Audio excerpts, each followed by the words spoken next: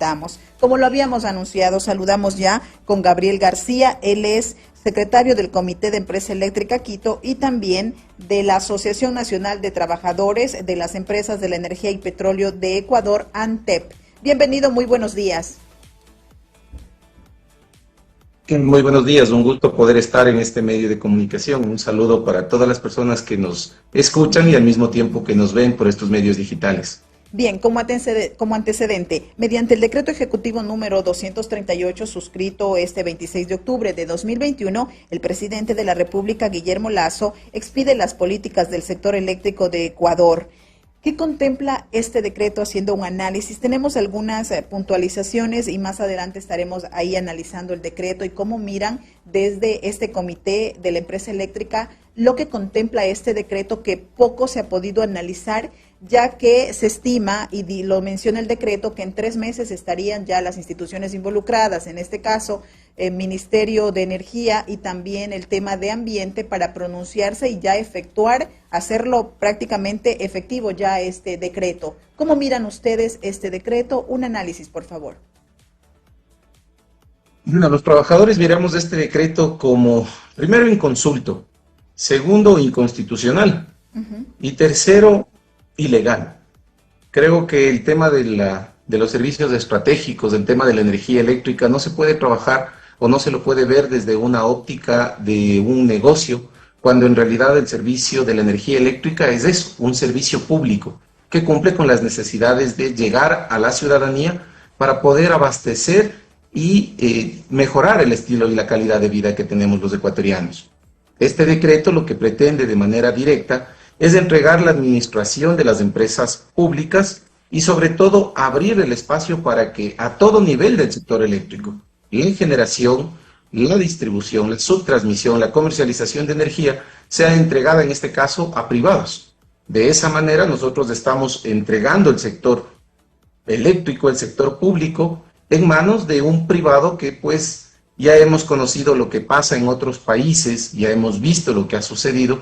En el momento de que esto sucede, las tarifas eléctricas inmediatamente se disparan y pues la ciudadanía se ve la más afectada en estos procesos. ¿Qué implicaciones tiene la pérdida de la soberanía energética? Porque esa es una de las cosas que se argumenta, quienes han dicho que este decreto busca o es el punto de partida para una futura privatización. Como les digo, la implicación más grande es de que al perder la soberanía energética, lo que nosotros perdemos es las tarifas eléctricas que pueden estar reguladas. En este decreto se habla claramente de que en el plazo de los 3 meses se establezcan ya los costos de producción, comercialización, distribución, para inmediatamente pues fijar un nuevo pliego tarifario. Ya vimos que un decreto anterior, en el decreto de los combustibles, lo que se intentó pues fue justamente eso, entregar los campos petroleros al sector privado para que de esa manera se establezcan mecanismos donde el costo, en este caso, la rentabilidad que iba a tener el Estado era menor a la que está recibiendo actualmente. Nosotros hemos podido ya revisar, hemos mantenido reuniones también con diferentes compañeros del sector eléctrico en el Ecuador, quienes nos manifiestan a nosotros cuál es el costo real de producción en la cuenca del Austro, por ejemplo, donde el kilovatio de energía no llega ni siquiera a 1 centavo la producción por cada kilovatio de energía, y en nuestro país se comercializa cerca de los 10.43 centavos cada kilovatio. Al momento de esta situación, ¿qué pasa si se logra o se llega a esa privatización? ¿El impacto económico directo cuál sería? Insisto, el impacto económico es inmediatamente un incremento de tarifas. Nosotros ya lo alertamos, invitamos a la ciudadanía a estar alertas, a estar pendientes de este decreto, porque eso es lo que se pretende. Lo que se pretende es entregar los sectores públicos, en este caso a manos de un privado, con el único argumento tal vez de que lo privado es mejor que lo público, hecho que está demostrado hasta la saciedad que no es así. El mismo Plan Maestro de Electrificación demuestra que el Ecuador se encuentra en el 3er lugar de los países con mejor eficiencia en el manejo de pérdidas a nivel de la región. Estamos ocupando nosotros este 3er puesto en nuestra región y somos unas empresas netamente públicas. Entonces, el problema aquí va a ser con el tema de nuestras tarifas. Tarifas que actualmente ya en muchos casos se han visto golpeadas. Este tema de la pandemia complicó muchísimo la situación de muchos sectores. Muchas personas hemos escuchado en los medios de comunicación la problemática que se generó a través de las tarifas eléctricas y el no pago de muchas planillas. Desde los trabajadores hemos exhortado en diferentes comunicados a que se amplíen los procesos para que no se corte el suministro energético, porque en realidad, si es que en esta pandemia nosotros no hubiéramos tenido electricidad, imaginémonos las consecuencias que hubieran sido. Los trabajadores eléctricos hemos estado presentes en todo el proceso y hablamos de los héroes anónimos. Consideramos que los trabajadores eléctricos también son parte de este grupo esencial de héroes anónimos en esta pandemia.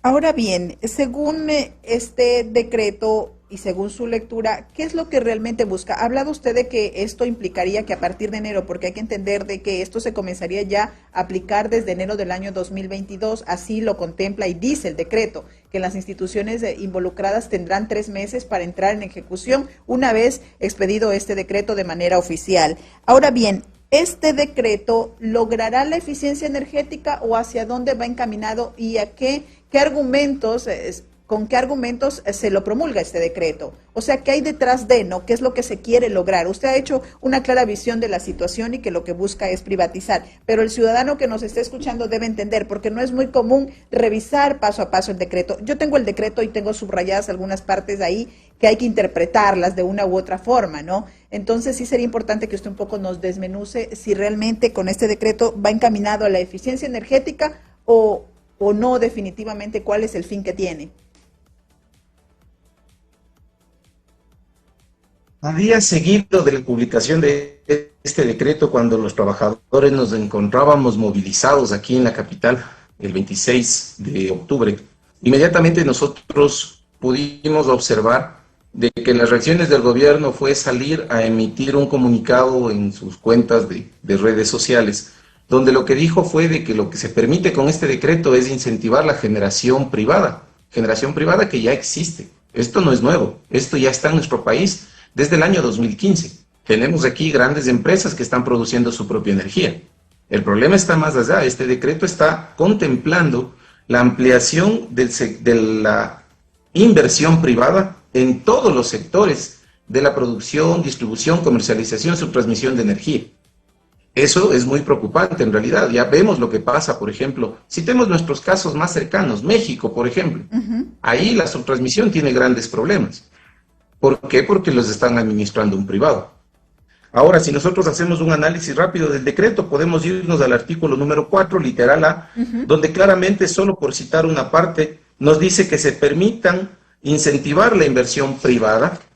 Nos pasamos al literal F, conducir la elaboración de una nueva normativa o reforma a la existente para captar recursos del sector privado en la inversión. Literal H, por proponer un plan que defina los parámetros de esquema de precios y condiciones preferentes. El literal I, proponer un plan de reestructuración del sector eléctrico para fortalecimiento de las instituciones y su talento humano. Hemos visto que la Proforma General del Estado para este año que viene contempla un valor significativo para indemnizaciones de trabajadores en el sector público. ¿No estamos alertando ya que esto puede ser un problema? ¿Acaso esto no quiere decir que va a haber reducción en el número de trabajadores del sector público? Y justo a la par entra un decreto que lo que intenta hacer pues es reestructurar todo el sistema eléctrico de nuestro país y también administrativo, cómo se están funcionando las empresas eléctricas actualmente. Proponer un plan de reestructuración, de fortalecimiento, incrementar la capacidad de gestión.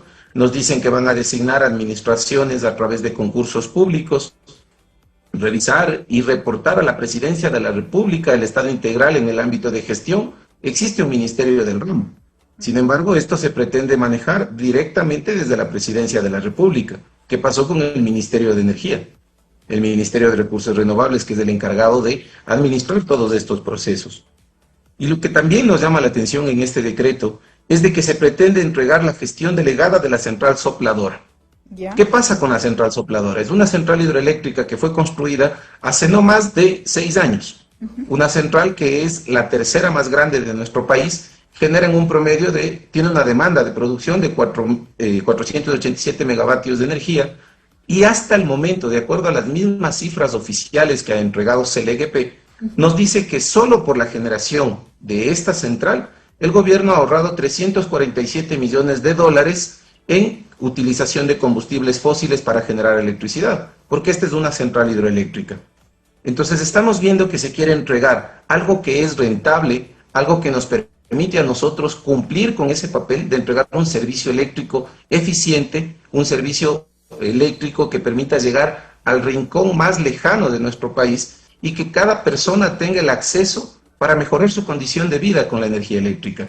Entonces, ahora se quiere entregar esta empresa como es sopladora a la administración privada.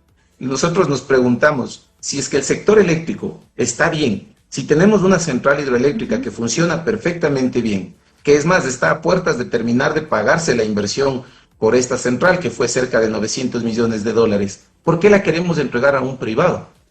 Hemos demostrado, insisto, hasta la saciedad, que las empresas públicas en el Ecuador, cuando son manejadas como empresas públicas, funcionan tranquilamente.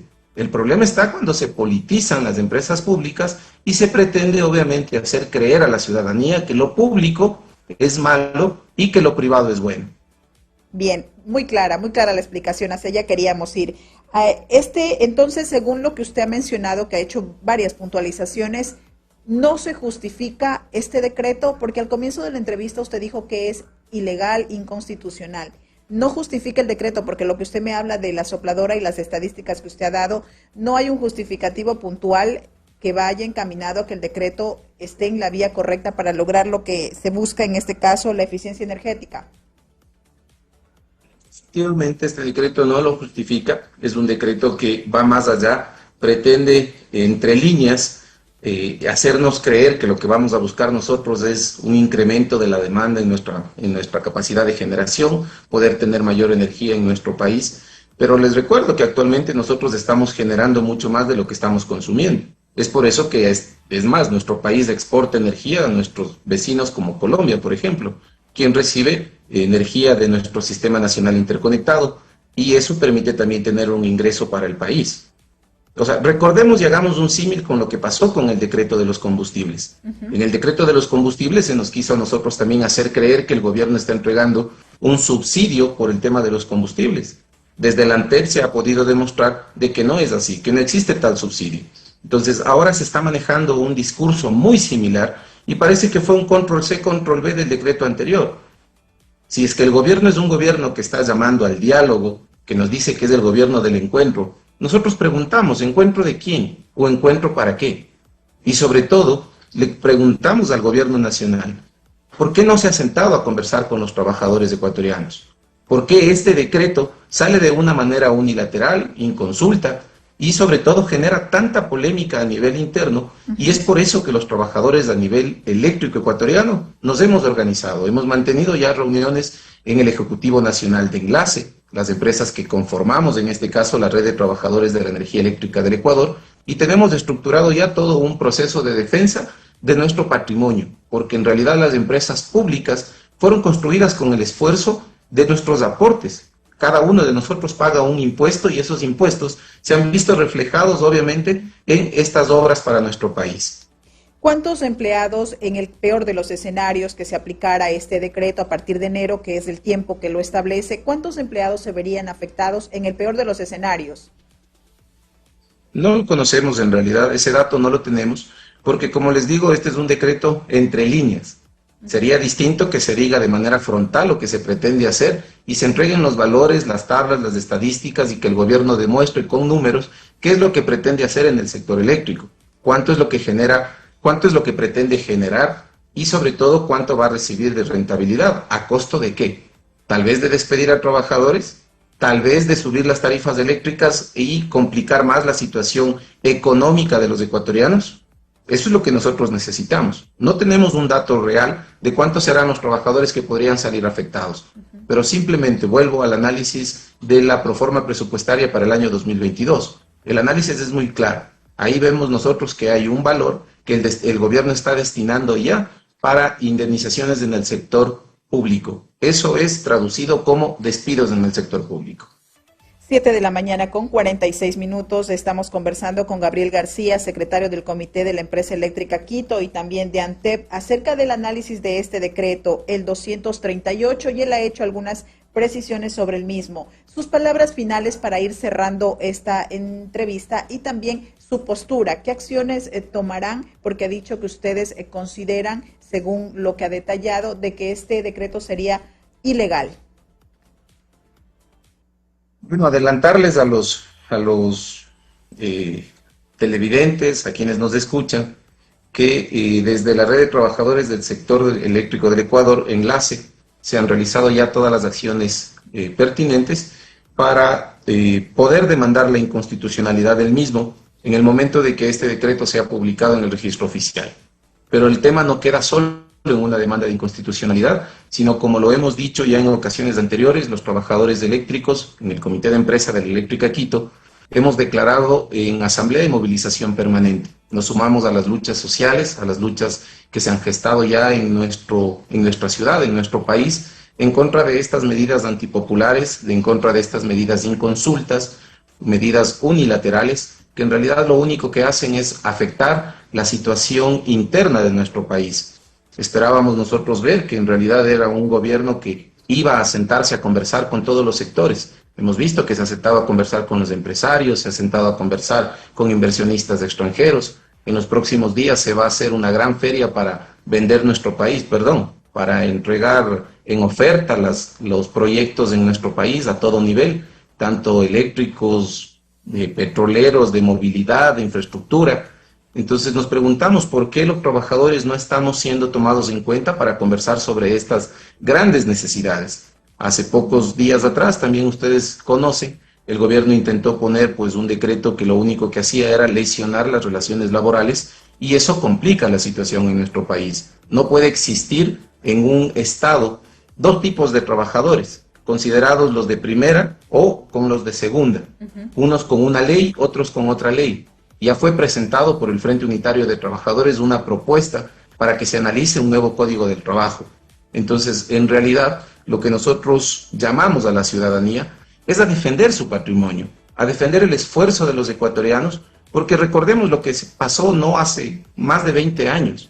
En nuestro país ya intentaron hacer esto. Esta es una política neoliberal que siempre viene con los gobiernos como tal, neoliberales, que tienen intereses directamente con el Fondo Monetario Internacional, con las grandes transnacionales, que lo único que pretenden hacer es favorecer los intereses económicos de los grandes grupos sociales. Y es por eso que nosotros exigimos a la ciudadanía, exigimos a nuestros oyentes, invitamos y les exhortamos también a que defendamos este patrimonio, defendamos nuestras empresas. Estas empresas no son de los trabajadores, estas empresas son empresas de cada una de las ciudades.